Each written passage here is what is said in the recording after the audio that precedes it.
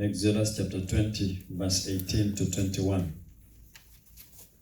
Exodus 20, verse 18 to 21. When the people saw the thunder and lightning and heard the trumpets and saw the mountain in smoke, they trembled with fear. They stayed at a distance and said to Moses, "Speak to us yourself, and we will listen. But do not have God speak to us, or we will die." Moses said to the people, "Do not be afraid. God has come to test you, so that the fear of God will be with you, to keep you from sinning."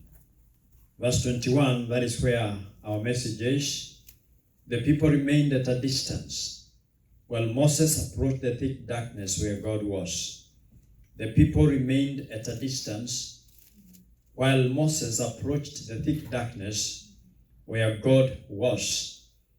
And the title of the message I have today is "Do Not Keep the Distance." You can say to your neighbor, "Do not keep," or say to yourself, because your neighbor might be far. Just say, "Do not keep the distance." Yeah, right now we are keeping distance. But you see, this is not a message that negates what the government has instructed us to do. But you see, it's about the distance between you and God. In Exodus chapter 3, verse 2, the Bible says that the Lord appeared to Moses. Moses was in the wilderness, and we are told that he had taken his father-in-law's sheep to the other side of the desert. When he was attracted by the burning bush, that is when he heard the voice of the Lord. And this time the Lord told him, or the Lord commissions him, to go to Egypt and bring the Israelites out of the land of Egypt, out of the land of Egypt, the very place that he had fled. Remember, Moses had fled from Egypt because he had killed a man. And it was known by Pharaoh that he was killing the Egyptians, because he had come to realize that he was not an Egyptian himself. And that is the time that he fled. Now you can see that God is sending him to the very place where he fled. And Moses is very much aware of his disabilities. He knows that the task that God is giving me, it is impossible, because how can I go to the very place they wanted to kill me? And remember, this time he was, you know how old he was? He was 80 years old. He ran into the desert when he was 40.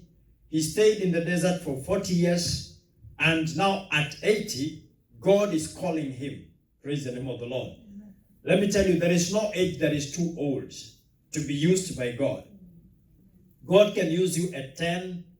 God can use you at 50. And God can use you at 80. And 80 still is not the maximum number. God can use you at any time of your life. And you see, any calling of God is bigger than your abilities. Anything that God is going to tell you to do, which you can do by your natural abilities, now that God cannot call you to do something that you can do by your natural abilities. Anything that God calls you to do is something that cannot be done by your natural abilities. Now the Bible says in Exodus 4:22, now God is sending Moses to Pharaoh, and he's telling Pharaoh that now Israel as a nation, not as an individual person, Israel as a nation is my firstborn son. He doesn't say sons, he says Israel as a nation is my firstborn son. So to God, the idea of a firstborn is not one particular individual. It is the nation as a whole. And even we as Christians, that was actually a picture of the church. So when you hear people saying that we are dedicating the firstborns, they are sailing in the sea of ignorance. Because we cannot dedicate firstborns. If you can dedicate firstborns, then dedicate every child. Did you understand what I say? You can dedicate any child, but you cannot say that God has a special favor for firstborns. The picture of a firstborn was actually that of of the believers. If you go to Hebrews 12:22, it says, "We have come to the church of the firstborns, whose names are written in heaven." Praise the Lord. Meaning, in the kingdom of God, there are no firstborns and no lastborns. We are all firstborns. And in the Old Testament, the firstborns were entitled to a double portion of their father's estate. In the New Testament, the firstborns are entitled to everything that belongs to God. That is why Jesus says, "All that is yours is mine, and all that is mine is yours." That is why we as firstborns are heirs and joint heirs with Jesus Christ. Now, I was here at the Israelites. God says, "These are my firstborns." Praise the name of the Lord. And you see, because they are my firstborn, you have to let them go. And he says, if you don't let them go, I'll also kill your firstborn. It is firstborn to firstborns. And Pharaoh says, "I do not know." If you read Exodus 5:2, he says, "I do not know the Lord, and therefore I'm not going to obey him," which is actually a scriptural truth, that you cannot obey who you do not know. Unless you know God, unless you have a revelation of who God is, it is impossible to obey him. But if you have a revelation of God, he did not have a revelation of God. And now God is going to reveal himself to Pharaoh, but not in a good way. He's going to reveal himself by 10 plagues. And in these plagues, God is contending with the gods of Egypt. He was fighting with them until they were subdued and humiliated. That is when Pharaoh said, "Now you can go." Praise the name of the Lord. Now when they went out of Egypt, I read in the book of Exodus 19:5. Now God speaks to them and he tells them, "Now if you obey me fully and keep my covenant, then out of all the nations you will be my treasured possession. Although the whole earth is mine, you'll be for me a kingdom of priests and a holy nation." These are the words you are to speak to the Israelites. What were they to become? They obeyed the Lord. Remember, that means they have not yet become. But if they are going to obey the Lord, the plan and the purpose of God was to make the nation the treasured possession of God. What do you understand by treasure? It is something that is valued above everything else. Now God was going to treasure the Israelites above everything else in all the nations of the earth. And not only that, he says, "You'll be for me a kingdom of priests." Now, that means each and every person, do you hear these words? "You'll be for me a kingdom of priests," not one priest. It is a kingdom where everybody is a priest. That was the purpose of God for the nation of Israel. And they were going to be a holy nation. What does it mean by holy? And holy means it's not common. They have been separated and set apart. Something that specifically belongs to God. That is what they were going to become. Praise the name of the Lord.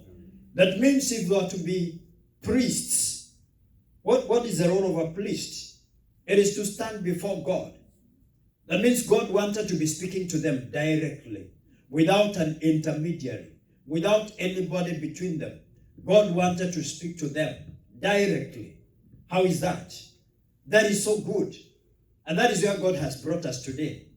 You know, you don't need anybody. You don't need a go-between between you and God. You don't need a mediator. There is only one mediator, which is actually Christ. No one else is supposed to stand for you. That is where God has brought us. Where what Israelites missed, that is where God has brought us. But you see now, God prepared the Israelites. Now Moses prepares the Israelites so that they can hear from God. If you read Exodus 19, you can see the preparations that were being made. They were told to prepare themselves to shower, to wash their bodies, even to avoid sexual relations. Do you know people take that and apply it to our day this day? But it's not applicable. But that time, God told them to prepare themselves so that he can speak to them. And that is what he did. That is when you hear God giving them the 10 commandments. The 10 commandments are not communicated to them through an intermediary, They are hearing it directly from the Lord. God is speaking to them, revealing that that was his purpose from that time. Hallelujah. But you see here, the Bible says, when the people saw the thunder and lightning and heard the trumpets and saw the mountain in smoke, they trembled with fear. They feared God. Is this the right fear or the wrong fear? Are we there? Are we together? Is this the right fear or the wrong fear? Because when the Bible says, you shall fear the Lord your God, you know, here they are trembling with fear. The kind of fear is not the kind of fear they're supposed to fear God. The biblical fear is actually to reverence God, to hold God in highest esteem, to give God the deepest respect that you can give. Praise the name of the Lord. Not dread, not fearing that God is going to strike you dead. That is not the character of God. Because God does not lose his temper. That is what I told you. He does not lose his temper. Hallelujah. Are you there? We lose temper because we don't see the end from the beginning. You speak to me something that I did not expect, and I change my attitude. It changes my emotions because I had not seen it.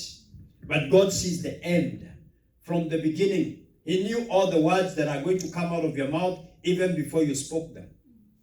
So that cannot be a reaction. God does not react to circumstances.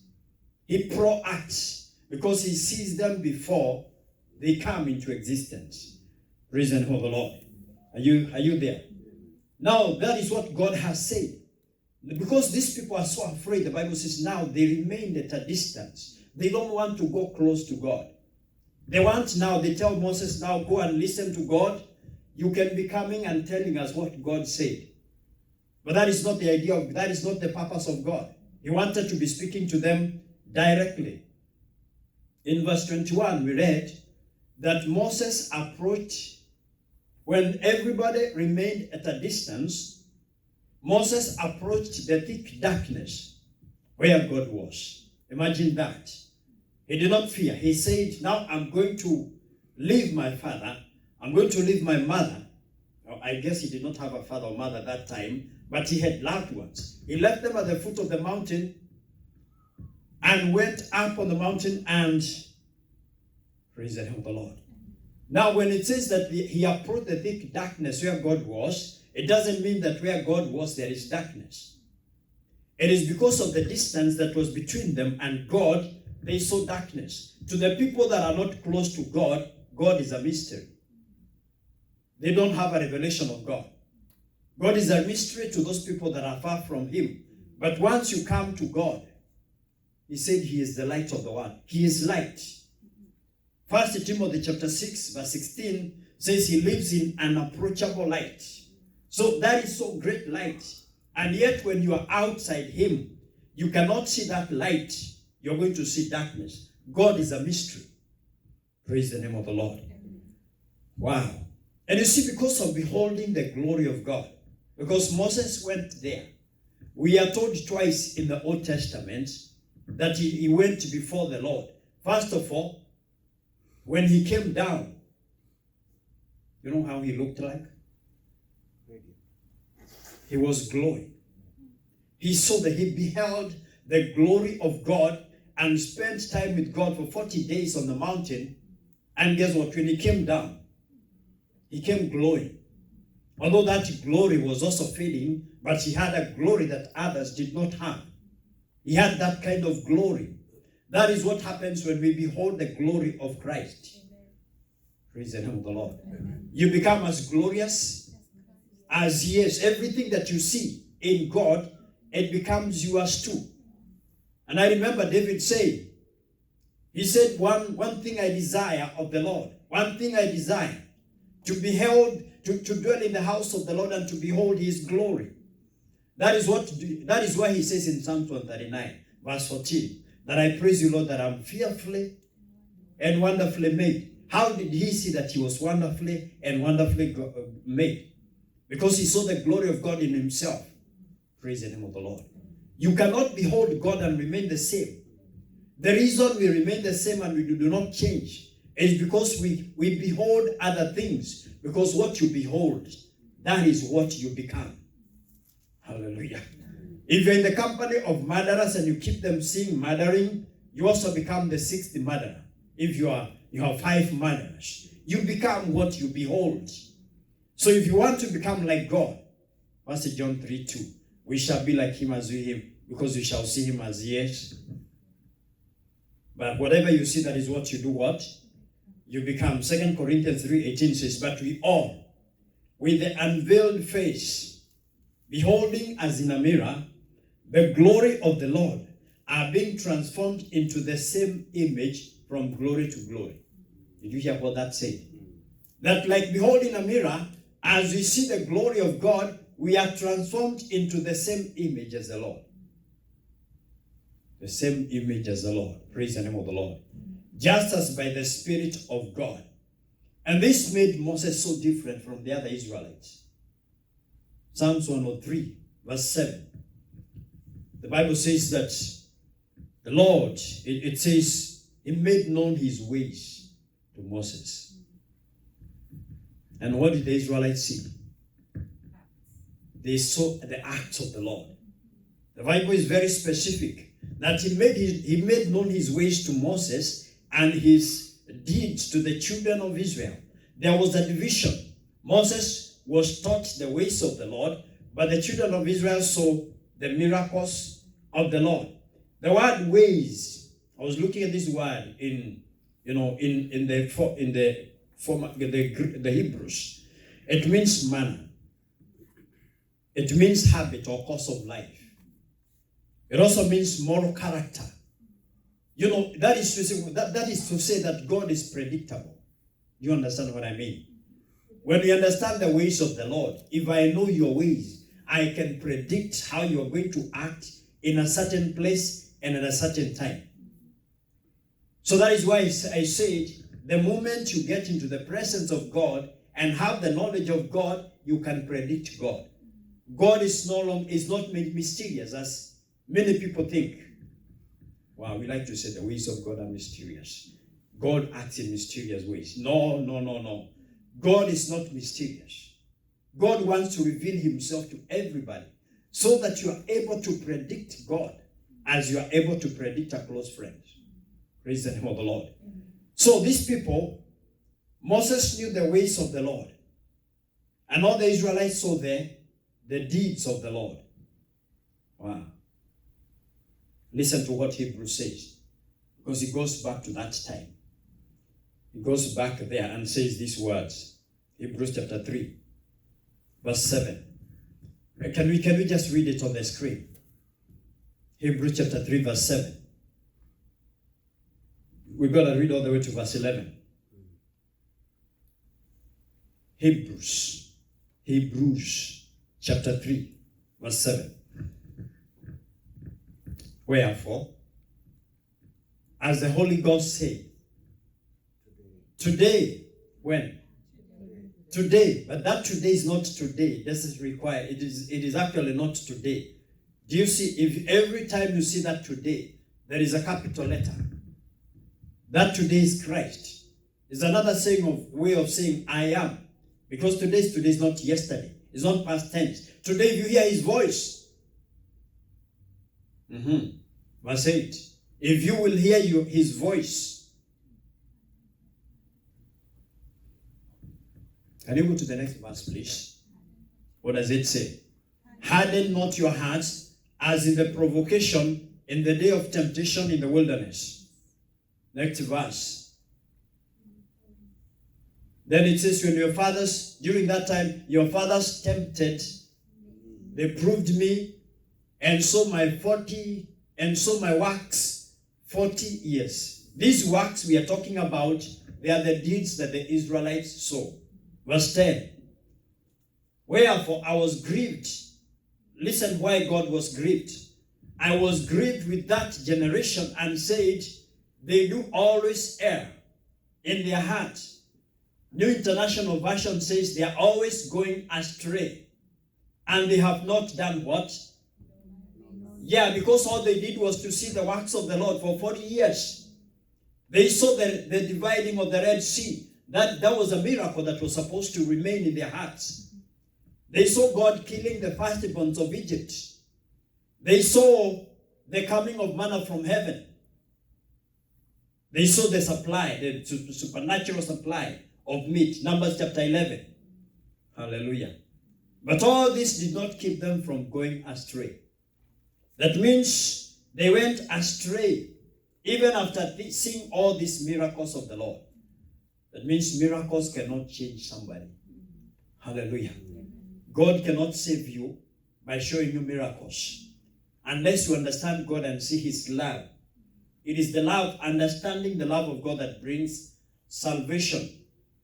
Titus chapter 2 verse 11 says, "For the grace of God that brings salvation has appeared unto all men." It is only by grace that God can bring you to Himself. Praise the name of the Lord. They saw the miracles, but they still went astray. Why did they go astray? The last verse says, "And they have not known my ways." Because they have not known the character of God. They have not known the ways of God. It is only the knowledge of the ways of God that can keep you from going astray. Praise the name of the Lord. And you see, anyone can receive the miracles of God. You don't have to be righteous to receive the miracles of God. Because God is a good God. And He's not good to the good. He's good even to the evil people. That is why the sun rises and shines on the good and on the evil. That is why the rain falls on the good and on the evil. There is no limit to the goodness of God. You can't say that this constituency cannot receive the miracles of God. Anybody can receive the miracles of God. When Jesus was healing in the New Testament, do you know no one was saved? Hallelujah. Nobody was saved. There is no salvation until the death, the burial, and the resurrection of Jesus Christ. Anybody who came before, no one was saved. And even when you talk about the Gentiles, Naaman was a Gentile, but he was healed. Praise the name of the Lord. You don't have to be righteous to experience the goodness of God. Praise the Lord. I hope you understand me. God is good to all people. But you see, it takes intimacy with God for you to know the ways of God. Anybody can receive the miracles of God, but only those that are intimate with God that can know the ways of the Lord. And once you understand the ways of God, now you can be a producer of the miracles that others are desiring to have. Praise the Lord. Are you understanding? That is why the Bible says, the Bible says Moses was the meekest person on the face of the earth. Hallelujah. Do you know who wrote that? It is Moses himself. But Moses was the meekest person in all. Then at the end of it, the Bible says no one has ever done the miracles that Moses ever did. Because he had known what? The ways of God. The ways of the Lord. The ways of the Lord. Yes. So that is what we are supposed to go for. And yet people are running after miracles. Right now, if somebody is healed, people come from far and far for them to get healed. And which is okay, which is all right. But that is not what a serious believer should be looking for. We should not be looking for the miracles of God. Because why? Once we understand the ways of the Lord, which are taught in His Word, we become the producers of the same miracle we are running after. Jesus Himself says, seek the kingdom of God first and His righteousness. When He says righteousness, it simply means God's ways of doing things. When He says seek the kingdom of God and His righteousness, seek God's way of doing things. And what will happen? All the other things shall be added unto you. Matthew chapter 6 verse 32. The Bible says that the pagans run after all these things. They struggle. They kill themselves trying to do the very things that are just an addition to you after finding the kingdom of God. So when you don't keep the distance between you and God, coming closer to God. And when I say this, I know God is already in you. That is why I told you, we don't seek God, we seek the knowledge of Him. God can be in you, yet He is too far that you don't even hear from Him because you're so obsessed with other things. But God wants you to be so close so that your ear can always be in a position to hear Him. That your eyes can be in a position to see Him. That is how close Jesus was to His Father. That is why He could never speak a word unless He had it from the Father. That is why He could not do something unless He saw the Father doing it. You cannot see God doing things and you cannot hear God speaking unless you're close to Him. Proximity matters. Praise the name of the Lord. Proximity matters. You've got to be close to God in order to hear Him. Praise the name of the Lord. So I want to know the ways of the Lord. Yeah, I want to know the ways of the Lord. Before I experience the miracles. You know, if you know the ways of the Lord, you never seek miracles. They come after you. These signs shall follow them that believe. Do you know what Jesus meant when He said those that believe? He didn't mean those that go to church. He did not even mean that those that are baptized, or even those that give their tithe. Where is the belief? Where does your belief exist? Praise the Lord. What are you saying? Where does your belief exist? Is it in your brain? Is it in your heart? Or is it in your mouth? It is in your heart. Anything that comes from the heart, that is actually you. That is your true representation, that which comes from the heart. When Jesus says that those who believe, it is actually those who believe in their heart.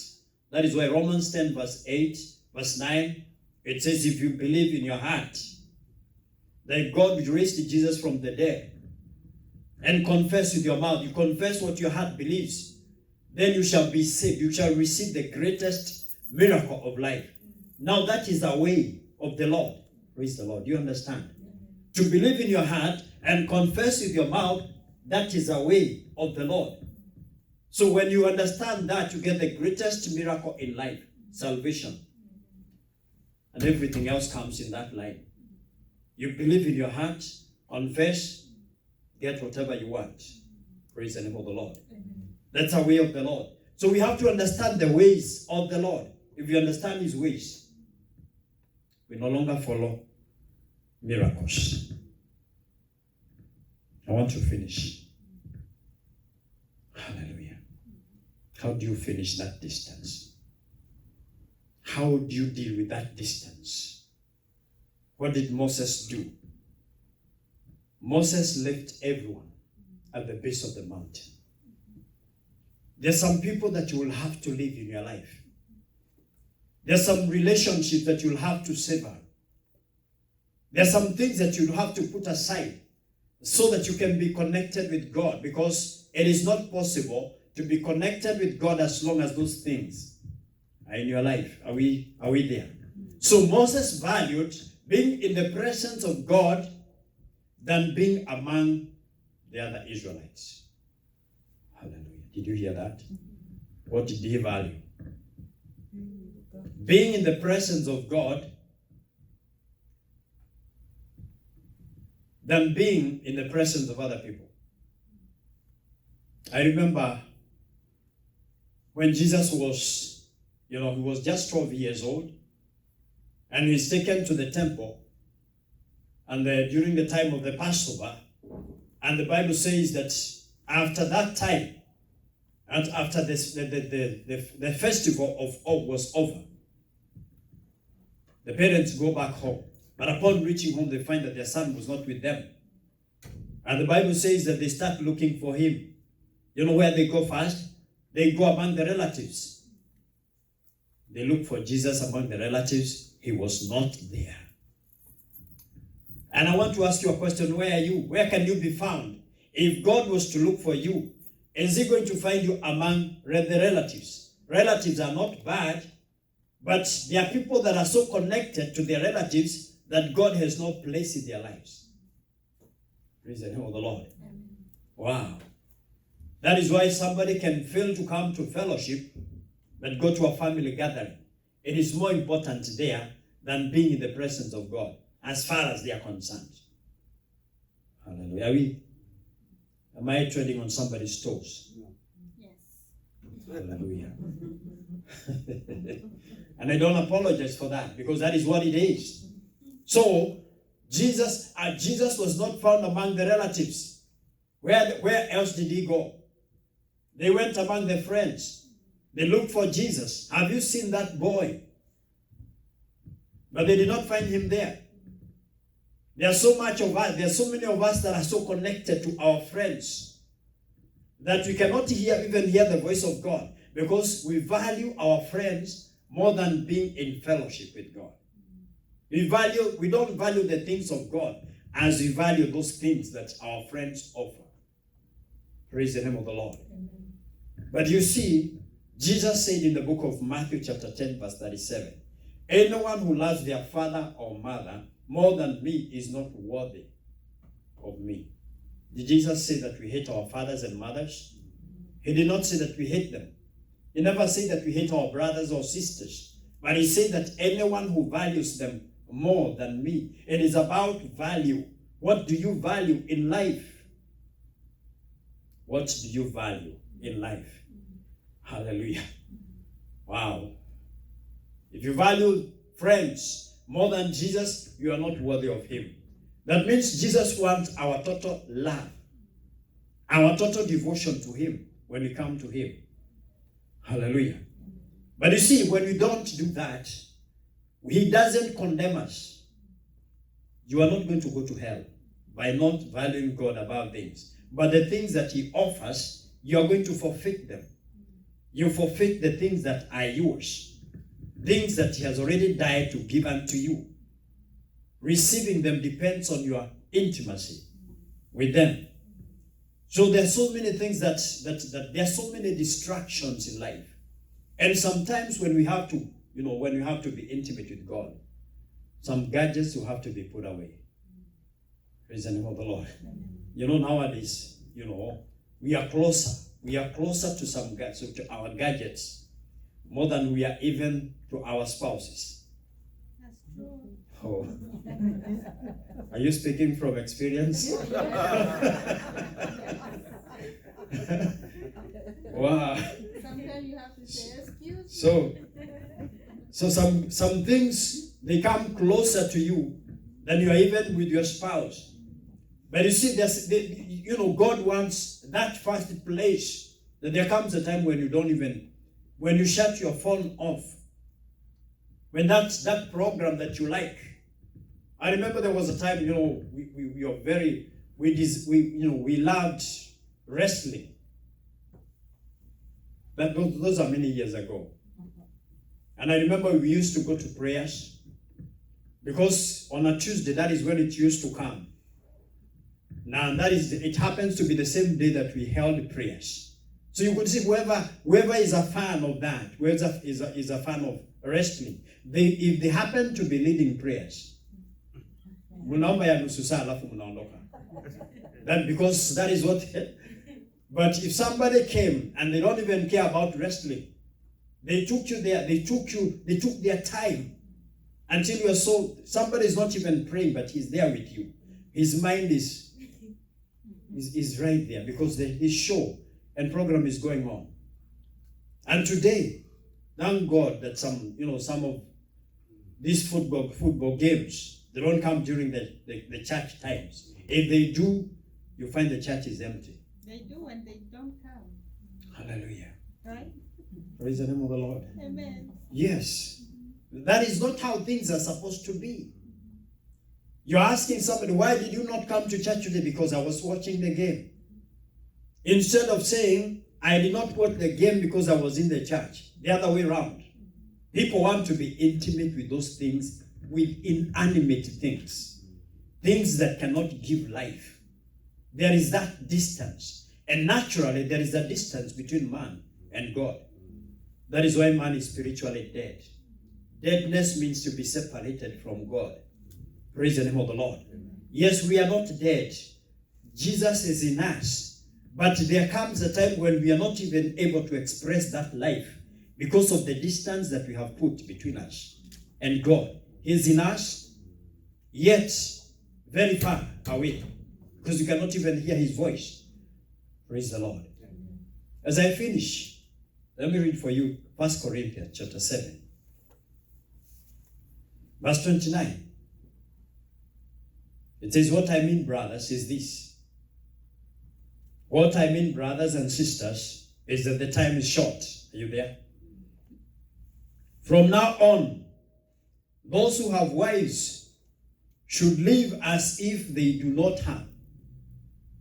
Wow, is that a good counsel?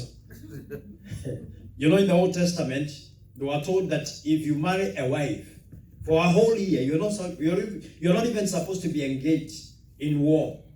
They should let you stay home. But you see now, this time it says now, if you're married, you live as if you have no wife. Praise the name of the Lord. Wow, that's hard, eh? And those who mourn as if they were not mourning. And those who are happy as if they were not. Those who buy something as if it were not theirs to keep. Do you understand what it says? You know, because most of the times when we buy things, we want to take time to enjoy them. Hallelujah. Kuna mtu anaweza nunua sofa sets today, on Saturday. On Sunday, they spend the day sleeping on it because they want to make sure that they have used what? Now God is saying that whatever you buy, you live as if it is not for yours to keep. And those who use the things of the world, as if not engrossed in them. For this world in its present form is passing away. So the things that are mentioned here are things that distract you and they help you to keep distance between God and you. That God is not saying that these things should not be in our lives, but they should not occupy the place that God occupies. God should occupy the preeminent position in our lives. Praise the Lord. The people remained at a distance, but Moses approached the thick darkness where God was. What also does that tell you? It tells you that he did not care what the opinions of men are. You can imagine now leaving everybody and walking all by yourself when everybody else is at the mountain. Some of us would wonder, what are people saying? Now that I have decided to leave them, the opinions of men are going to retard your development. They are going to retard your progress toward God. Praise the name of the Lord. But if you don't care what people say, that is going to help you to get closer to God. I promised that was the last scripture. I just remembered another one. The book of Matthew chapter 22.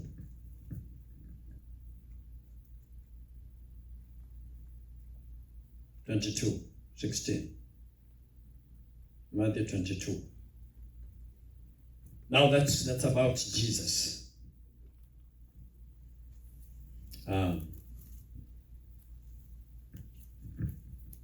Let's read from verse 15. It says, then the Pharisees went out and laid plans to trap him in his word.